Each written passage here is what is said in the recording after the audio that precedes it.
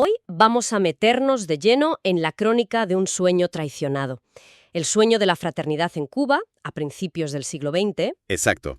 Y el material que tenemos nos lleva a un capítulo de la historia cubana que es, bueno, fundamental, pero que a menudo se silencia. Hablamos del auge y la caída del Partido Independiente de Color. Y de esa filosofía que lo impulsaba, el llamado republicanismo negro. Justo. Y creo que el objetivo de este análisis es entender la magnitud de lo que se perdió, porque no era simplemente un partido político, No, era un proyecto de país entero. era un proyecto de país. Vamos a ver qué aspiraban, cómo se imaginaban ellos una república que fuera de verdad igualitaria. ¿Y por qué la respuesta fue una violencia tan brutal? ¿Una masacre? La misión, entonces, es reconstruir esa historia. Y partimos de un momento que parecía de triunfo, ¿no? El final de las guerras de independencia. Totalmente. Los afrocubanos, que habían sido clave en esa lucha, esperaban por fin poder construir una comunidad en igualdad. Pero la realidad fue muy distinta. Completamente. Se dieron cuenta de que la abolición de la esclavitud no garantizaba una ciudadanía plena. La nueva república, por la que tanto habían luchado, se estaba levantando sobre los mismos cimientos de las viejas jerarquías raciales. Y ante esa decepción decidieron que no se iban a quedar quietos. Claro, se organizaron para exigir que esa promesa de igualdad, la que estaba en el corazón de la independencia, se hiciera realidad de una vez. Vale, pues entremos en materia. El concepto clave aquí es republicanismo negro. Al leer los documentos, me da la sensación de que llamarlo movimiento antirracista se queda muy corto. Se queda cortísimo, has dado en el clavo. Parece que tenían un proyecto de sociedad completo en la cabeza. ¿Cuál era el pilar de esa visión? Es que reducirlo a antirracismo es precisamente lo que intentaron sus enemigos para desprestigiarlo. Su filosofía era muchísimo más ambiciosa. La base de todo era la necesidad de, y cito, exterminar la supremacía racial. Uf, Era la condición indispensable para poder construir esa nación con todos y para todos que había soñado José Martí. No era un añadido, era el cimiento. o sea, no concebían una Cuba libre si no se eliminaba de raíz la idea de que una raza era superior a otra. Exactamente. Y su inspiración venía de la propia tradición revolucionaria cubana, ¿sabes? Del republicanismo popular. ¿Bebían de figuras como el general Antonio Maceo? Claro, exigían una transformación profunda que beneficiara a todos los sectores marginados, no solo por su raza, sino también por su clase o incluso por su género. Y ahí es donde el Partido Independiente de Color, el PIC, y su periódico, Previsión, se convierten en los herederos directos de ese legado tan radical. Y aquí hay un matiz importante que señalan las fuentes, que no todos los líderes afrocubanos de la época estaban en esta misma línea. No, en absoluto. Y es una distinción crucial, de verdad. El PIC se distanció y de forma muy consciente de figuras como Martín Morúa Delgado o Juan Gualberto Gómez. Que eran más del establishment, por decirlo así. Eso es. A pesar de sus contribuciones, que fueron importantes, formaban parte de una pequeña élite afrodescendiente que se había integrado o que aspiraba a integrarse en el nuevo sistema. Ya. El PIC, en cambio, era la voz de las bases, de los veteranos de guerra, los campesinos, los obreros, de todos a los que se les estaba negando un sitio en la nueva república. Y eso me parece el nudo de la cuestión. Porque no solo se enfrentaban a un racismo heredado de la colonia, No. sino a la estructura de poder que se estaba montando en ese preciso momento. Estaban desafiando el proyecto mismo de la nueva Cuba. Justo ahí. Cuestionaban directamente lo que las fuentes definen como el republicanismo oligárquico. Y este concepto es la clave para entenderlo todo. ¿Qué querían decir con eso? Pues a ver, para esa élite en el poder, la república era una comunidad política que representaba solo a los ricos, los propietarios. Los de siempre. Los de siempre. Los que son libres, dicen, porque su independencia material les confiere la capacidad de obrar como libres. Es decir, una república de y para unos pocos. Su lucha, entonces, iba contra el voto censitario, contra una política de privilegios que en la práctica dejaba fuera a casi todo el mundo. Sobre todo a los afrocubanos. Por eso eran tan peligrosos para el sistema. Porque su propuesta era radicalmente democrática. En los documentos aparece un concepto que me parece brillante. Hablaban de un universalismo situado. Espera, universalismo situado. Suena a contradicción. Ayúdame a desgranar eso.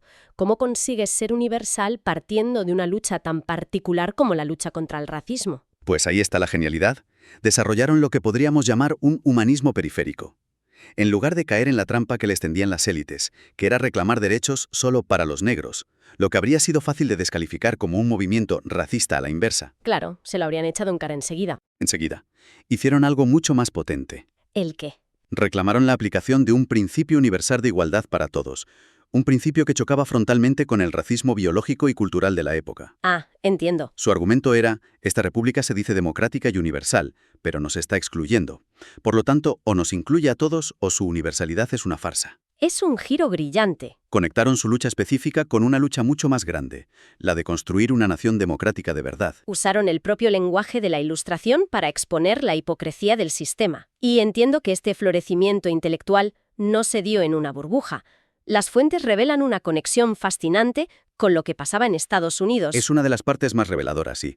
Hay un eco clarísimo, casi una sintonía, con el pensamiento del gran sociólogo afroamericano W.E.B. Du Bois. Con su concepto de la doble consciencia. Exacto. La idea de ser dos cosas a la vez, ¿no? Ser negro y ser americano en su caso. Justo. Du Bois la definía como esa sensación peculiar de siempre mirarse a sí mismo a través de los ojos de los demás. Esa tensión de tener una identidad dual. Ser negro y ser cubano. Ser negro y ser cubano en un mundo que te desprecia por una de esas dos cosas. Esa era su experiencia vital. Y hay evidencias de que no era solo una coincidencia. ¿Sabían de la obra de Du Bois? Todo apunta a que sí. El periódico del partido Previsión publicó en 1909 un artículo firmado por un tal sociólogo negro Tobias. Tobias. Los investigadores están casi seguros de que es una referencia velada a W.E.B. Du Bois, jugando con sus iniciales. Y la cita que recogen es increíblemente potente para la época. ¿Qué decía? Decía, y cito, «Creo que las razas de color triunfarán de las razas blancas. En la categoría de las razas de color incluyen los africanos, los indios, los chinos, los japoneses y los habitantes de las islas de Oceanía. El número es el que decidirá la cuestión». Vaya. Es una visión global, anticolonial, va mucho más allá de Cuba.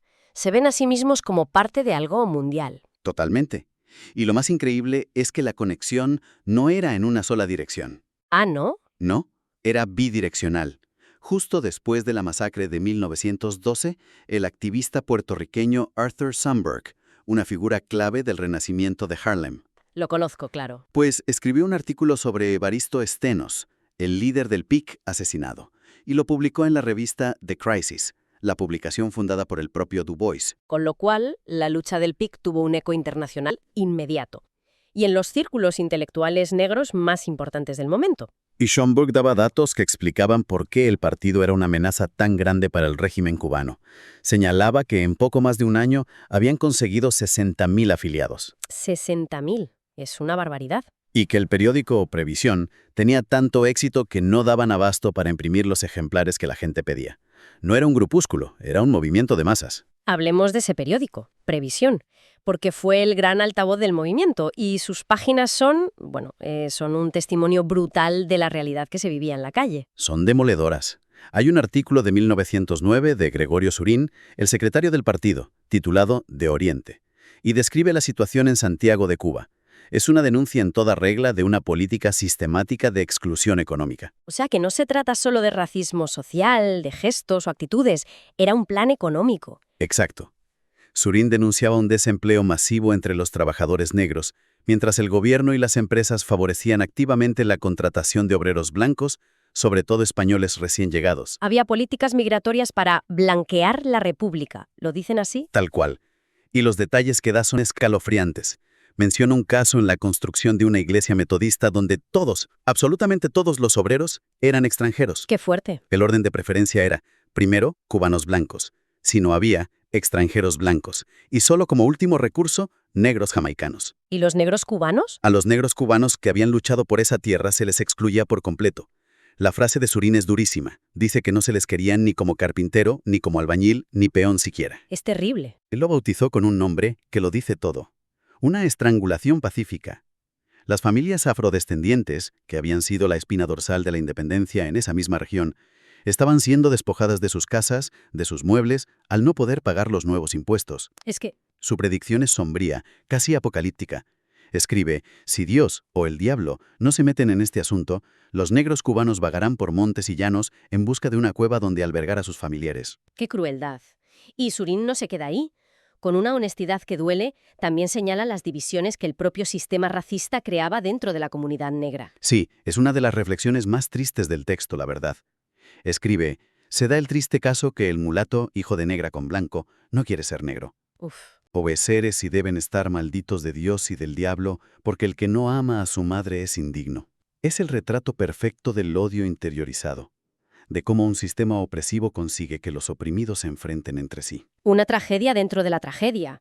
Entonces, ¿qué tenemos? Un movimiento de masas, con un proyecto de país democrático, una voz potente en la prensa y que está denunciando un apartheid económico. La reacción era inevitable. Y fue feroz. La estrategia principal de la prensa dominante, como el influyente diario de la Marina, y de todo el poder establecido fue muy simple y muy efectiva. La tergiversación. La acusación constante era que el PIC estaba rompiendo el ideal de unidad de Martí y que lo que en realidad buscaban era una guerra de razas. Es la táctica clásica, ¿no? Acusar al que pide igualdad de ser el que crea la división. Exactamente. Le dieron la vuelta por completo a su mensaje.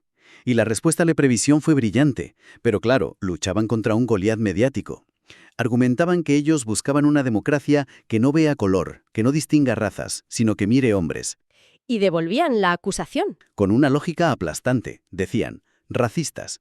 Lo son aquellos que quieren apartar al blanco del negro en todas las cuestiones de la vida, y condenan al negro a un mundo distinto.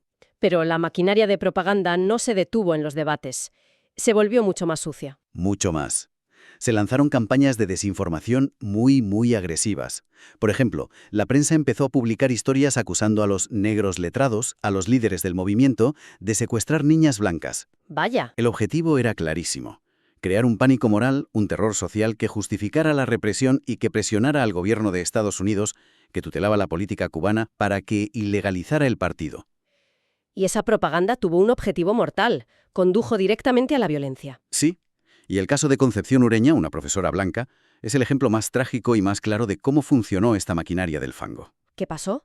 La prensa difundió a los cuatro vientos la noticia, completamente falsa, de que había sido violada y, para añadir más horror, canibalizada por un grupo de militantes del PIC. ¿Perdón? ¿Canibalizada?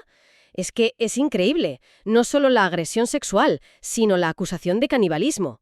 Es la deshumanización absoluta. Ese era exactamente el objetivo: convertirlos en salvajes, en no personas, y el lenguaje de los editoriales era dinamita pura.